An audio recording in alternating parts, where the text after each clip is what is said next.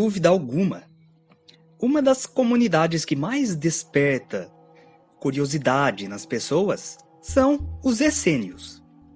Os essênios eram uma comunidade judaica que existia no tempo de Jesus, que viveu entre os séculos 2 a.C. e 1 depois de Cristo. Consensualmente, eles são apontados como sendo uma seita, mas outros termos são usados para descrevê-los, como comunidade ou mesmo sociedade secreta ou ordem iniciática, devido aos seus costumes e o fato de viverem isolados. Eles viviam no deserto, afastados da sociedade, concentrados em estudar o Torá, jejuar, rezar e realizar rituais de purificação espiritual, que consistiam em banhar-se em águas e eram essencialmente vegetarianos. Os essênios não são mencionados na Bíblia. No Novo Testamento, são citadas várias seitas ou grupos judaicos que foram contemporâneos a Jesus, como os fariseus, que todo mundo conhece, né? São aqueles que Jesus bateu de frente, acusou de hipócritas, ficou bravo porque faziam comércio no templo.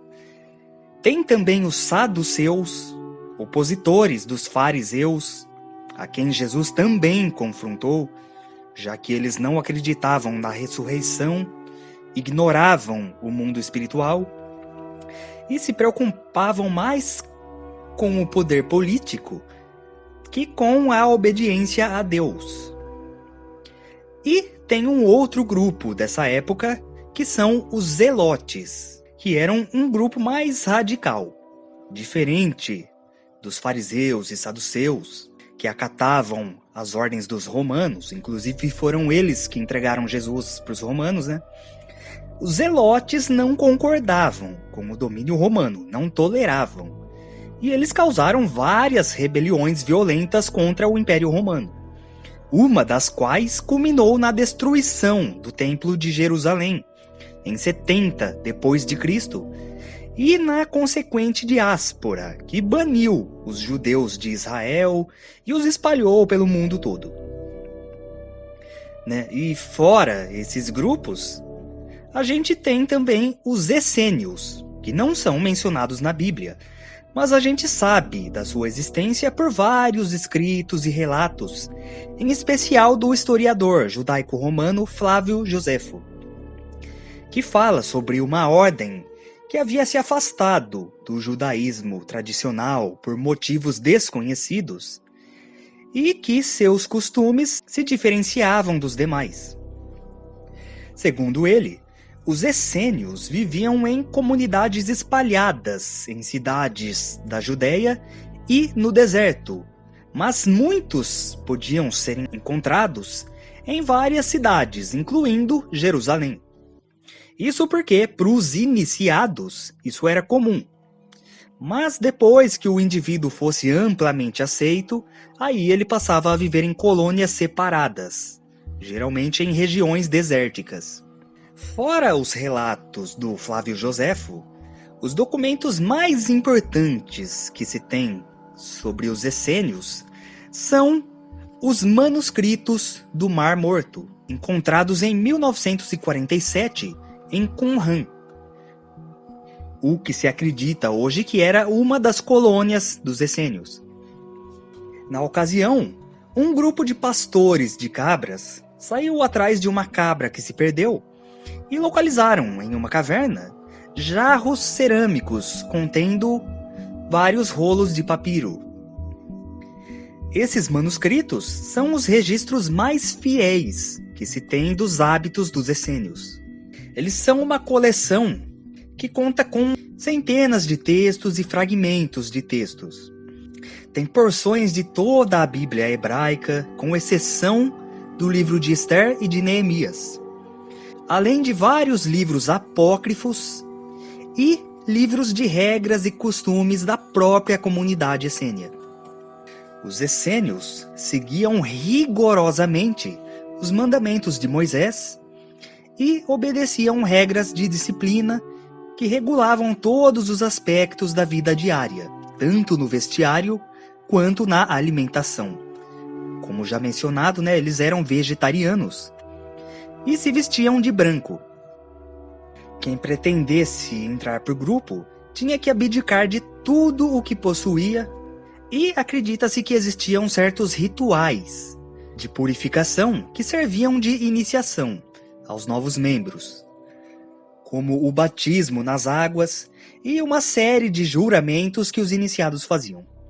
Por esse motivo, muitos apontam como sendo uma sociedade secreta, né? Por essa coisa toda de ritual de iniciação. Mas se a gente para pensar direito, na verdade as pessoas sabiam da existência deles. Então o termo sociedade secreta não se aplica. Eles estavam mais para uma sociedade discreta do que secreta. Eles defendiam princípios morais, como honrar a Deus acima de tudo, não praticar o mal, promover o bem, ser justos, serem fiéis, defender a verdade, etc. Eles também acreditavam em curas e bênçãos pelas mãos, que se a gente para e pensa, seria como aquilo que hoje a gente conhece por reiki, ou mesmo por passe. Por esse motivo, inclusive, eles seriam chamados de essênios. Tanto a palavra essenoi, em grego, quanto essene, em latim, são traduzidas como aqueles que curam. Eles também realizavam curas com ervas e tomavam banho antes de todas as refeições, bem como submetiam a comida a várias regras rígidas de purificação. Eles também eram contra o regime de escravidão e contra a propriedade privada. Porém, eles excluíam as mulheres, e dizem alguns estudiosos até que eles eram bem misóginos. Afinal, nenhuma sociedade é perfeita, né? No geral, eles se abstinham do casamento, mas isso não era uma regra. Em algumas colônias, inclusive, isso não era seguido. E o celibato também não era uma regra, embora muitos adotassem. Mas o que é mais bonito nos costumes deles é que eles acreditavam que a natureza, os seres humanos e todas as coisas vivas eram o verdadeiro templo de Deus, né? Pois ele não habita em lugares feitos pelas mãos dos homens, mas sim habita as coisas vivas. E eles acreditavam que as ofertas a Deus eram o partilhar da comida para com os famintos, fossem eles homens ou animais. Muitos acreditam que João Batista foi um essênio, devido ao fato de que, além dos batismos, ele também vivia pelo deserto e tinha hábitos alimentares peculiares.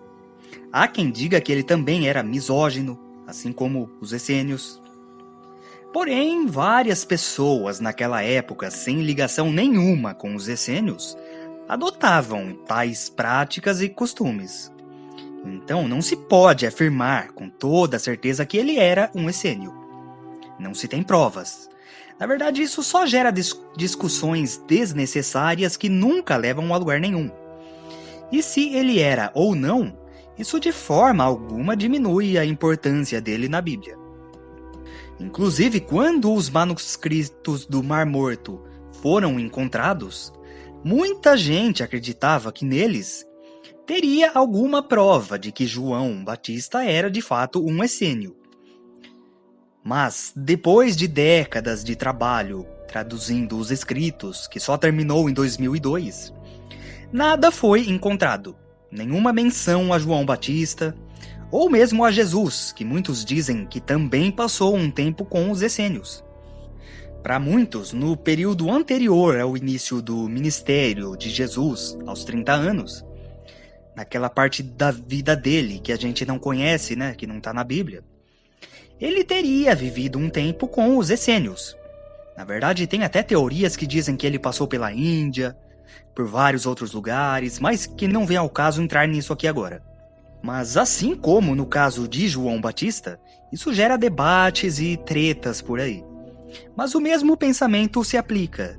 Se ele viveu com os essênios ou não, isso nada muda na importância dele, na mensagem dele. Bom, Os essênios desapareceram no período da queda de Jerusalém, em 70 d.C., junto com outros grupos judaicos. Mudando um pouquinho de assunto, mas não totalmente, uma coisa que eu já vi muita gente confundindo, já vi em textos, já vi em comentários de outros vídeos, é frequente, então eu acho que seria sensato da minha parte pegar um pedaço aqui desse vídeo para explicar, é que muita gente confunde os essênios com os gnósticos.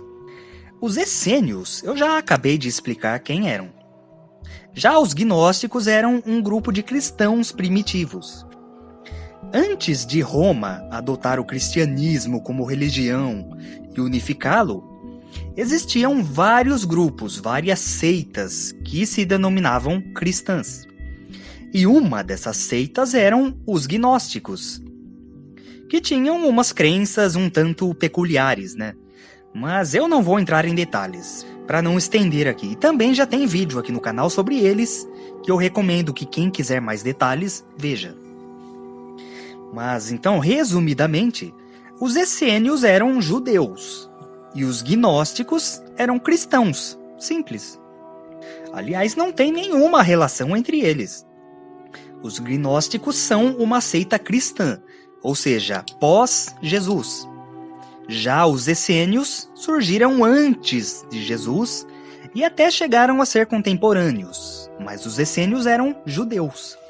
Eu não posso afirmar isso com certeza, mas eu acredito fortemente que o que leva as pessoas a confundirem esses dois grupos são os livros apócrifos. É a única explicação que eu consigo pensar. Porque esses grupos não são contemporâneos, não têm costumes parecidos, nada. Um é cristão e o outro judeu, sabe? A única coisa que eles têm em comum são os livros apócrifos, só. Então, deve ser isso que gera a confusão. Entre os livros apócrifos, que são os livros que ficaram de fora da Bíblia oficial, né?